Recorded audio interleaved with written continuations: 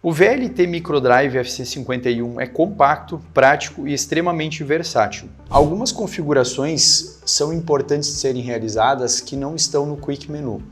O menu 13 cuida da parte do Smart Logic Controller.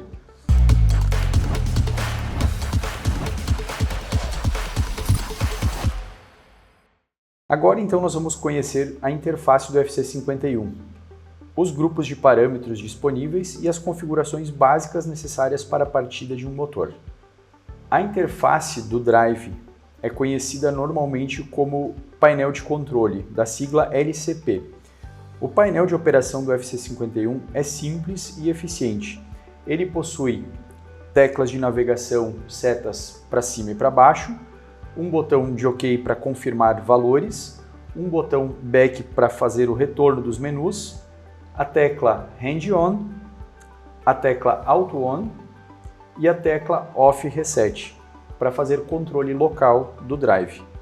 Ele conta com um display que mostra a frequência e é possível fazer alternância usando as setas de navegação para mostrar corrente, status e alarmes. Ele também possui LEDs de operação, onde o LED verde identifica operação, o amarelo, warning, é aviso, e o vermelho, de alarme, as falhas. Ele também possui um potenciômetro integrado, permitindo ajuste manual da referência de velocidade local. Junto ao display, existe uma seta que aponta o que no momento está sendo mostrado no display. Então, a primeira tela é a tela de status, que mostra, nesse caso aqui, a frequência de operação. Como o motor está parado, como o drive está parado, nenhuma velocidade é mostrada. Para mudar para o Quick Menu, eu preciso apertar uma vez a tecla Menu.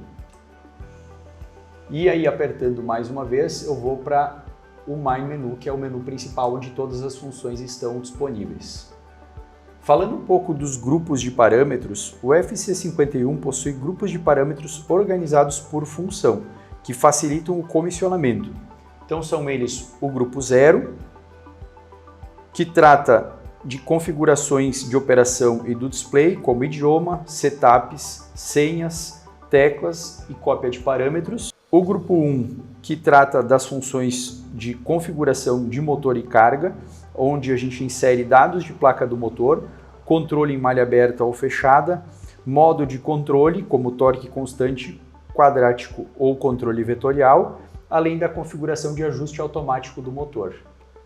O grupo 2 trata das opções de ajustes para freios, como freio DC, freio por resistor, ajustes de sobretensão. Já o grupo 3 trata da parte de referência de velocidades e rampas. Então aqui a gente ajusta rampas de aceleração e desaceleração, além de outras rampas adicionais. Já o grupo 4 trata da parte de limites e advertências. Então aqui a gente faz as configurações de limites de torque, limites de frequência e alarmes de corrente e tensão, que são as partes de proteção do motor.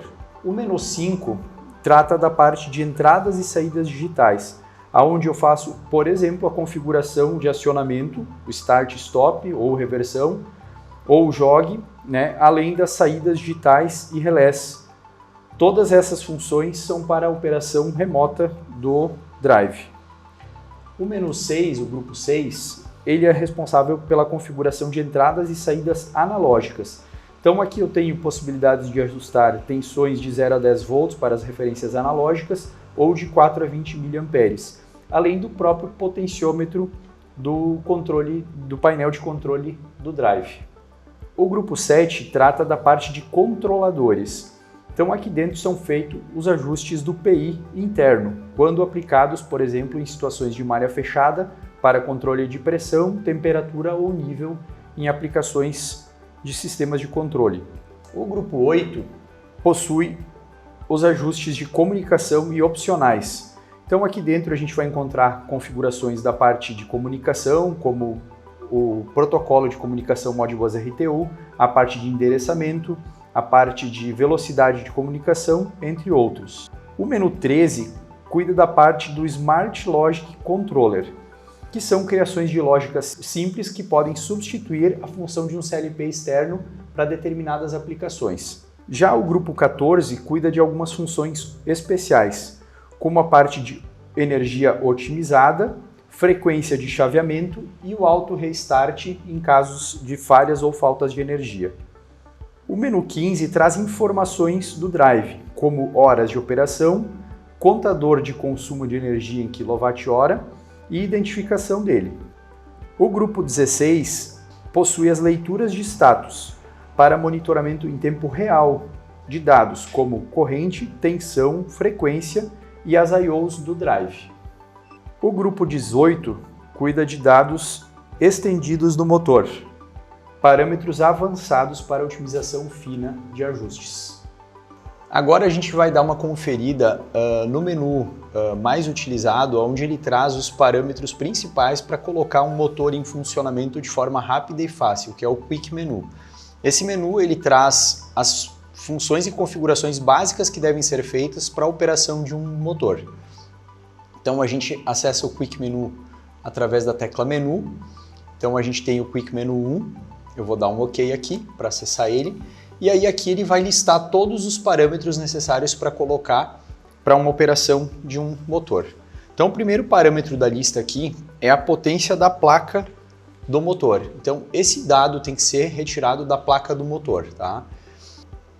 O próximo parâmetro do grupo 1 é o parâmetro 22, que trata da tensão de alimentação desse motor. Então o motor aqui configurado tem a tensão de alimentação de 220 volts. O parâmetro 23 do grupo 1 trata da frequência nominal do motor. Então aqui, mais uma vez, a gente insere o dado de placa do motor, que nesse caso é 60 Hz. O próximo dado é a corrente do motor em funcionamento. É a corrente nominal do motor. Então aqui, de novo, dado da placa do motor, tem que ser inserido o valor de corrente em amperes da placa do motor. O parâmetro 25 do grupo 1 traz a rotação em RPM, rotações por minuto, da placa do motor. Mais um dado que deve ser retirado da placa do motor e inserido aqui no Quick Menu. O parâmetro 29 do grupo 1 faz a configuração automática do motor, o ajuste matemático do motor. Para fazer a configuração automática do motor, eu preciso acessar o menu, dando um OK e alterando o valor para 2 e confirmando. No momento em que eu confirmar, o motor vai passar por um ajuste automático, onde valores como a resistência do motor, resistência do estator, reatância parasita do estator, entre outros, serão calculados de forma automática pelo drive. Essa função ela precisa ser feita com o motor frio, para que ele faça o cálculo matemático correto e assuma os parâmetros corretos. O próximo parâmetro é o parâmetro 2 do grupo 3, que trata da referência mínima de frequência de operação do drive. Então aqui no caso a referência mínima está em 0. Já o 03 do grupo 3 trata da referência máxima de frequência. Então aqui nesse caso foi ajustado para 60 Hz, que é a frequência nominal do motor. O próximo parâmetro, o 41 do grupo 3, trata do tempo da rampa de aceleração. Aqui nesse caso está ajustado para 5 segundos. Esse é o tempo que vai levar para o motor chegar na rotação plena conforme a referência de frequência adotada. O parâmetro 42 do grupo 3 também tem o tempo, porém é da rampa de desaceleração. Esse tempo vai ser responsável pelo tempo que o motor vai levar para parar do momento em que for acionado o botão de parada. E aí aqui a gente volta para o primeiro parâmetro. Então se a gente fez todos os ajustes e estiver tudo correto, a gente já tem o drive disponível para utilização e funcionamento de forma básica e simples com esses parâmetros ajustados. Eu vou voltar aqui usando a tecla Back, mais uma vez. E aí agora aqui para fazer um teste a gente vai usar a função Hand-On, onde a gente vai fazer a partida do inversor através das teclas do próprio painel de controle. Então aqui eu startei. A referência de velocidade nesse caso foi habilitada para funcionamento com o potenciômetro. Então, fazendo um ajuste do potenciômetro, eu vou ter a variação da frequência do motor. Nesse caso, o inversor está operando a vazio e ele vai acabar mostrando somente os dados na tela. Aqui também é possível observar, ao apertar o botão OFF, o tempo que tem a ver com a rampa de desaceleração, para a velocidade cair a zero, a frequência cair a zero. Então vou apertar aqui e cerca de 5 segundos serão necessários até que a velocidade chegue em 0 Hz.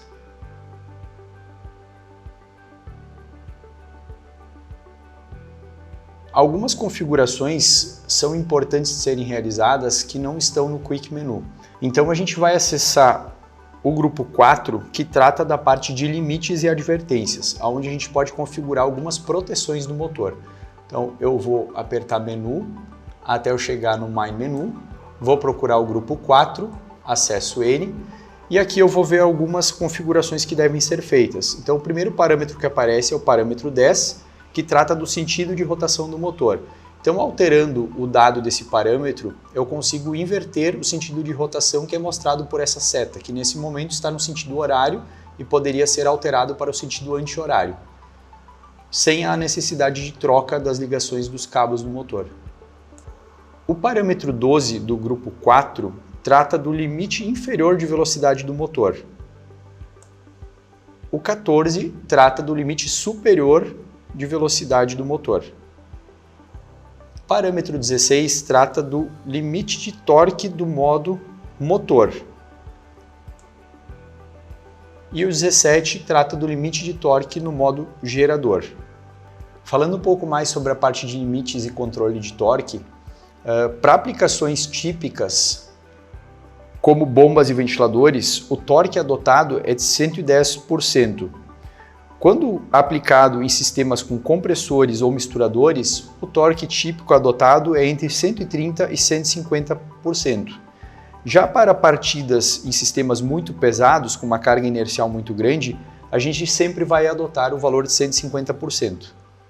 Falando um pouco da parte de configuração de alguns parâmetros aí que normalmente também são importantes de serem avaliados, a gente vai acessar o grupo 1, que trata da parte de carga e motor. Então aqui eu acesso o grupo 1. O primeiro parâmetro que aparece é o parâmetro que define o modo de controle.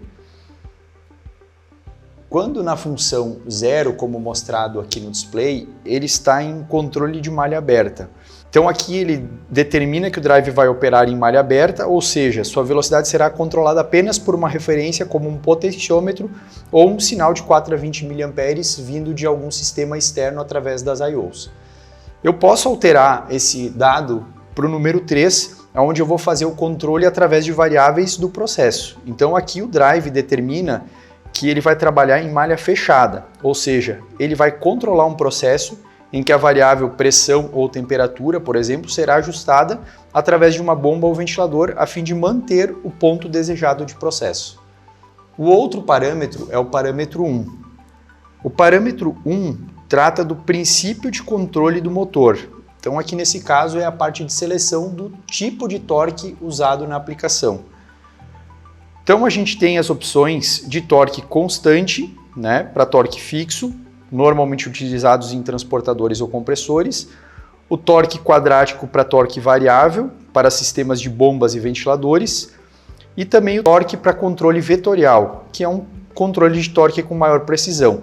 Ele faz um ajuste dinâmico da tensão e corrente, podendo compensar o escorregamento do motor, buscando manter velocidade e torque precisos, mesmo com variação de carga. Então, normalmente o torque com controle vetorial ele é mais utilizado em sistemas, por exemplo, como extrusoras, elevadores ou compressores que precisam de uma resposta rápida. Voltando à tela inicial, a gente vai falar sobre um pouco sobre a parte do que pode ou não ser ajustado com o drive em operação. Então existem parâmetros de visualização que mostram apenas velocidade, corrente e temperatura, que podem ser acessados a qualquer momento. Existem parâmetros configuráveis em operação, como as rampas, os limites e os modos de controle, e outros parâmetros que exigem o drive parado, como dados do motor, o tipo de controle ou protocolos de comunicação.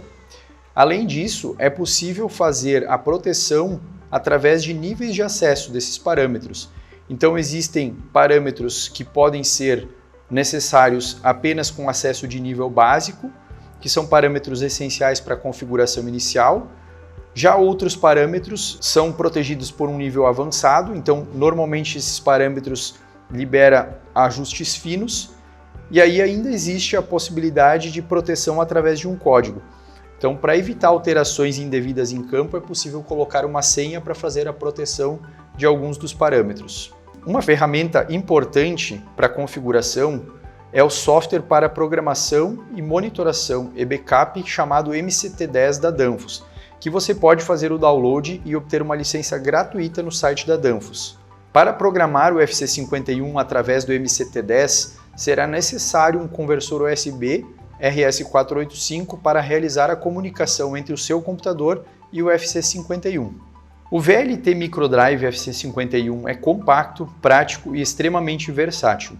Ele combina recursos com controle PI interno, economia de energia, Smart Logic e Auto Restart, com a confiabilidade já reconhecida da Danfoss. Em bombas e ventiladores, pequenas reduções de frequência podem representar economias expressivas de energia. Em transportadores e compressores, rampas suaves e limites de torque aumentam a vida útil do equipamento. E em todas as aplicações, a simplicidade da interface e a robustez do drive reduzem tempo de parada e custos com manutenção. Assim, o FC51 não é apenas um inversor compacto, é uma ferramenta poderosa para otimizar processos, aumentar a eficiência energética e garantir confiabilidade em sistemas industriais e de refrigeração.